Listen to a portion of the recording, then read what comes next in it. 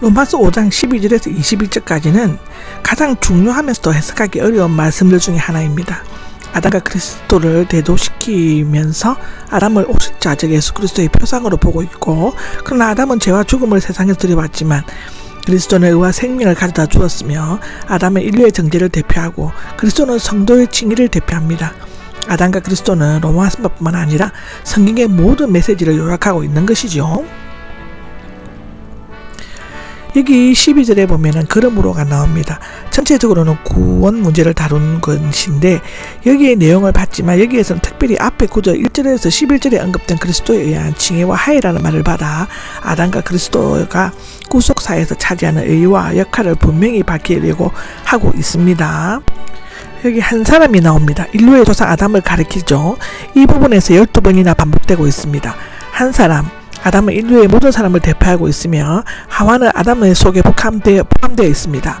제가 세상에 들어왔고는 창세기 3장에 자세히 기록된 사건과 연관시켜 최초의 아담으로 말미암아 전 세계가 죄에 침입함으로써 하나님께서 지으신 피조물을 오염되고 죄의 세력이 세상을 지배하게 되었음을 언급하고 있는 것입니다. 죄는 지금까지는 범법과 악행으로서의 죄의 문제를 다루었지만 이제는 범죄와 반역으로서의 죄로 표적을 빗나간 것을 개념으로 도입하고 있습니다. 이제는 하나님의 뜻을 거슬러 일으키는 반역의 원리이며 단순한 행위가 아닌 살아있는 적대적인 죽음의 힘이라고 합니다. 그 죄를 통하여 죽음이 들어온 것처럼이 나옵니다. 여기에서는 죄를 의인화하여 외부적인 인간 세계로 들어온 것을 묘사하고 있습니다. 아담은 하나님께서 따먹지 말라고 명령하신 내가 먹는 날에는 정령 죽으리라고 한 것을 어김으로써 죽음이 들어오게 되었죠. 그에게는 생명나무를 따먹고 영생할 수 있는 기회가 주어졌습니다. 따라서 죽음은 인간 본래의 모습이 아니라 죄의 결과로 침입한 것이라고 하고 지금도 인간을 지배하고 있습니다. 여기 죽음에는 성경에는 첫째로는 육체적 죽음, 도덕적 죽음, 영원한 죽음 이렇게 나옵니다. 이 죽음들은 서로 연관이 되어 있고 여기에서 모두 포함되어 있다고 볼 수 있는데요. 모든 사람이 죄를 지었으므로가 나오는데 세 가지로 해석이 가능합니다. 관계대명사로 아담을 보고 모든 사람들은 아담 안에서 죄를 지었다. 둘째는 죽음으로 보고 모든 사람이 사망 안에서 죄를 지었다. 세 번째 부분 때문에로 취하여 모든 사람이 죄를 지었으므로 해석하고 있습니다. 대부분의 이 해석들을 취하고 있는데 왜냐하면 이 해석은 한 사람 한 사람의 죄를 인정하면서도 모든 사람들의 죄의 보편성을 강조하고 있기 때문이죠. 죄를 지었으므로는 죄를 짓다, 표적을 빗나가다의 부정각으로서 과거에 대해 단 이례적으로 죄를 범했음을 나타내는데 아담 원죄론의 강력한 근거가 됩니다. 여기 들어왔습니다는 흐린 물이 맑은 물에 침투하여 병균이나 암이 몸에 침투하는 것처럼 죄가 전 인류에 침투한 것을 말합니다. 앞에 죄가 세상에 들어오고는 힘있게 쳐들어오는 것을 의미합니다. 죄는 홍수나 전염병처럼 아담에게 쳐들어왔고 그 결과 깨끗하고 건강한 몸을 오염시키고 병들게 해서 죽음에 이르게 하였죠. 여기 퍼져갔다, 이르다 등으로 해석하기도 합니다. 율법이 있기 이전에도가 나옵니다. 율법이 주어졌기 때문에 죄가 존재했다고 보는 견해가 있지만 죄는 율법에 의해 인식될 수는 있지만 그 시점에 죄가 인류에게 들어온 것은 아닙니다. 이미 율법 이전 아담이 범죄했을 때부터 죄는 전 인류에게 쳐들어와서 폭군처럼 지배하기 시작했죠. 율법이 없었을 때에는 죄가 죄로 여겨지지 않았습니다가 나오줍니다. 아담의 범죄 이후 모세율법 이전에 율법은 없었지만 각 나라마다 원시적이고 유치한 자신들의 법들을 가지고 있었습니다. 그들은 불문율과 도덕적 간섭, 양심 등을 가지고 사회 질서를 유지해 나갔습니다. 율법이 있기 전에는 죄를 윤리나 도덕적인 것으로 생각했고 하나님을 믿지 않거나 반역하는 것 죄라는 것을 깨닫지 못하였습니다.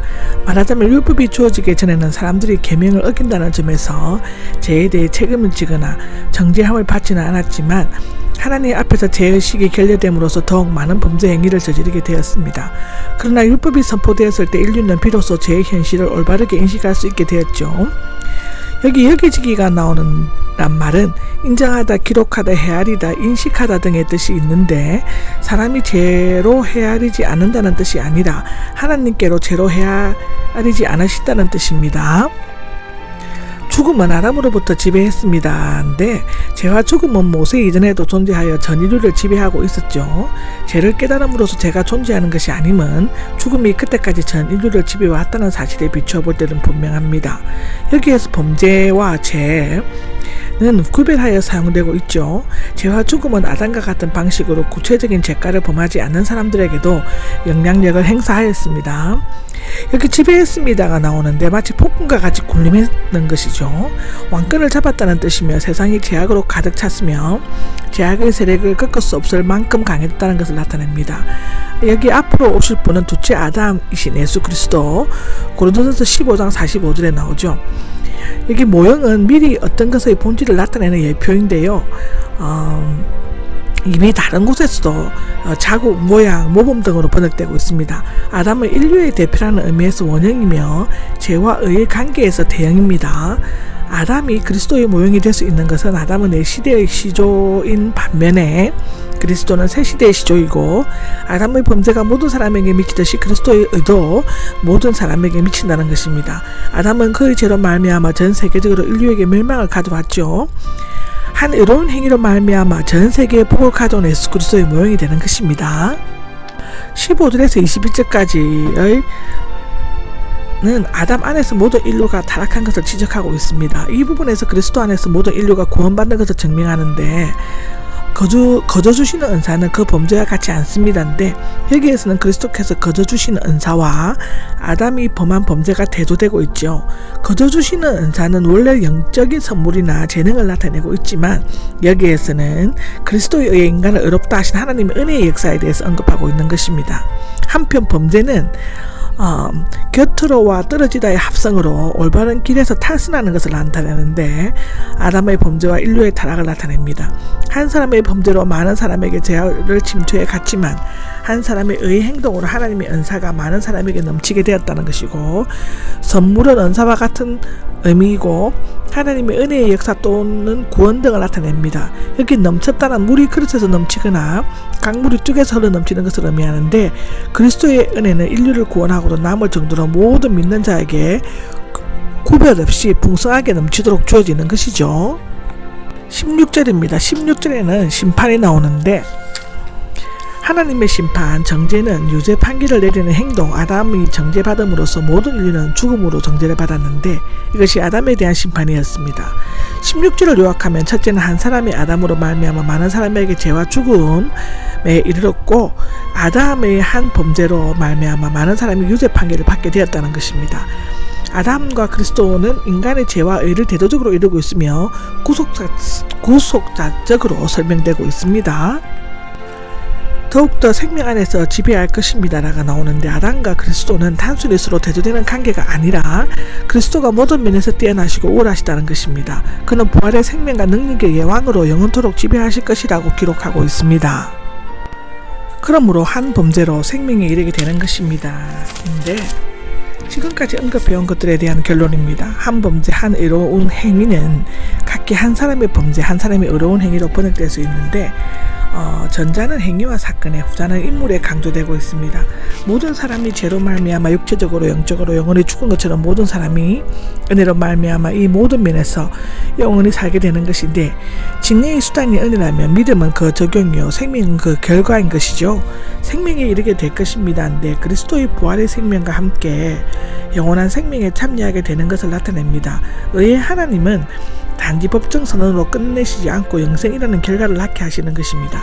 한 의로운 행위는, 아담의 범죄 행위는 많은 사람, 즉 모든 사람에게 미쳤으나 그리스도의 의로운 행위는 받는 사람에게만 해당하는 것이라고 합니다. 순종치 않음, 순종하심이 나오는데, 지금까지 죄, 범죄 등으로 표현되었던 말들은 순종치 않음으로 의로운 행위 등의 순종하심으로 표현되고 있습니다. 여기 순종하심은 아래와 듣다의 합성입니다. 듣고 순종하다를 의미하는 것이고, 신앙의 구체적이고 현실적인 행위를 나타냅니다. 빌립보서 2장 8절에 기록되어 있습니다. 그리스도의 순종하심이라는 신학적인 행위로 말미암아 많은 사람을 의롭게 하는 길이 마련되어 있습니다.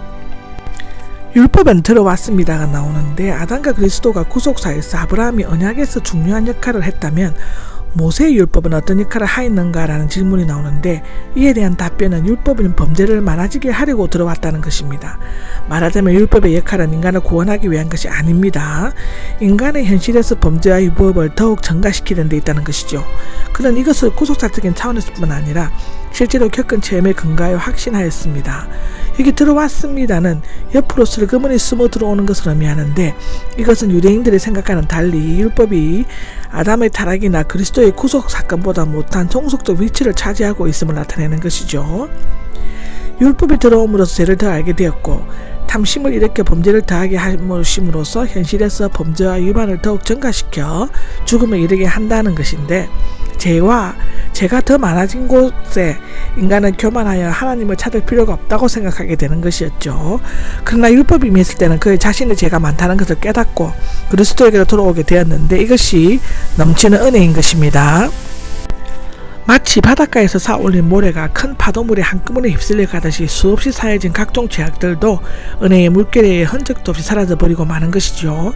앞의 범죄는 정상적인 선에서 떨어짐을 의미하고 아담이 지은 것과 같은 범죄를 가리키는데 여기의 죄는 표적을 빗나간 것을 의미하며 근본적인 범죄 상태를 나타냅니다. 율법 위에 구체적인 범죄가 더해졌고 그 결과 전 인류에게 퍼진 죄에서 하나님의 은혜가 더욱 넘쳐 흐르는 것이죠. 제가 죽음 안에서 지배했던 것처럼 제가 죽음의 범위 안에서 왕처럼 군림했던 것처럼이란 뜻인데요. 죄는 죽음으로 인류를 지배해왔고 인류는 죄의 노예가 되어 죽음을 벗어날 수가 없었고 죽음 가운데 갇혀 있었습니다. 첫째 아담은 인류에게 죄와 죽음을 갖다 주었지만 둘째 아담은 우리를 새로운 의와 생명으로 인도하였으며 이로 말미암아 우리는 더 이상 죄와 율법과 죽음 아래 살지 않고 압도적인 은혜의 지배 아래 영원히 살게 되었다는 것입니다. 이것으로서 로마서 5장은 끝이 납니다.